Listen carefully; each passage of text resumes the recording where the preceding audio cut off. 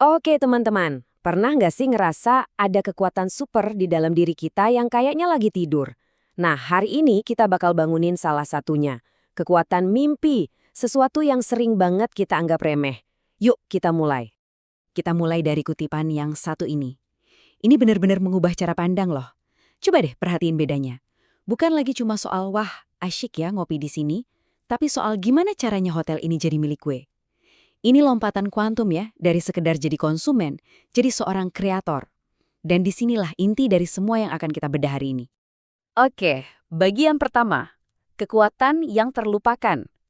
Yuk kita gali kenapa mimpi itu bukan cuma bunga tidur, tapi justru kompas buat intuisi kita. Jadi gini cara kerjanya. Waktu kita punya mimpi yang gede banget, misalnya yaitu tadi punya hotel, kita itu sebenarnya lagi ngasih titik koordinat GPS ke alam bawah sadar kita. Tanpa kita sadari, intuisi kita tuh langsung aktif. Dia mulai kerja di belakang layar, nyetir keputusan-keputusan kecil kita biar makin dekat ke tujuan itu. Kalau nggak ada mimpi, ya intuisinya mager aja, diem aja. Nah ini nih, perubahan mindset yang krusial banget. Kita harus berhenti nanya ke diri sendiri. Pantes nggak ya gue dapat mimpi ini? Coba deh puter balik pertanyaannya. Jadi, mimpi gue ini pantes nggak buat diperjuangin pakai seluruh hidup gue? Beda banget kan rasanya? Masuk ke bagian kedua, mimpi yang layak diperjuangkan. Oke, jadi mimpi kayak apa sih yang benar-benar layak kita perjuangin mati-matian? Jawabannya bukan cuma soal duit. Kutipan ini nusuk banget ya.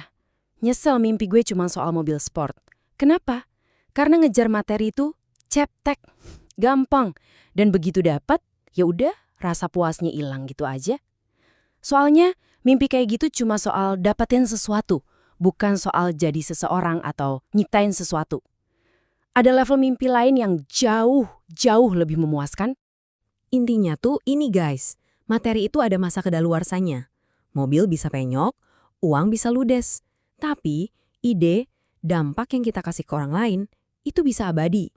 Mimpi yang sejati itu adalah mimpi yang saking gedenya, bahkan kalau kita gagal pun, kita tetap bangga udah pernah mencoba. Coba deh geser fokusnya, dari pengen punya mobil mewah, jadi pengen nyerdasin satu generasi. Beda kelas kan? Sekarang bagian ketiga, ini bagian dagingnya nih. Rumus buat membengkokkan realitas. Gimana caranya kita narik mimpi dari langit ke bumi? Cuma ada satu jembatan antara dunia mimpi dan dunia nyata. Namanya kegigihan atau persistence.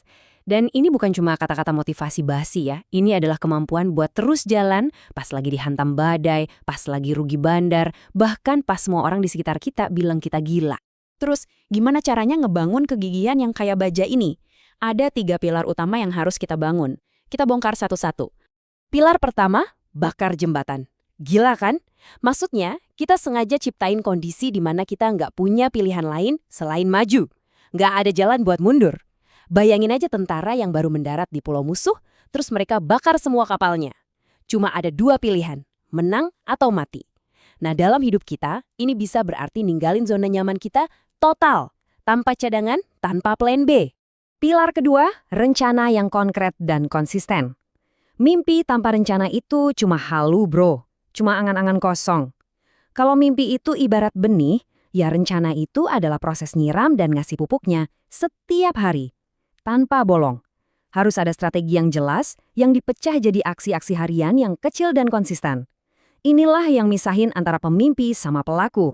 Dan pilar ketiga, pikiran anti-negatif. Kita harus bangun benteng mental yang nggak bisa ditembus. Kita harus jadi kebal sama keraguan.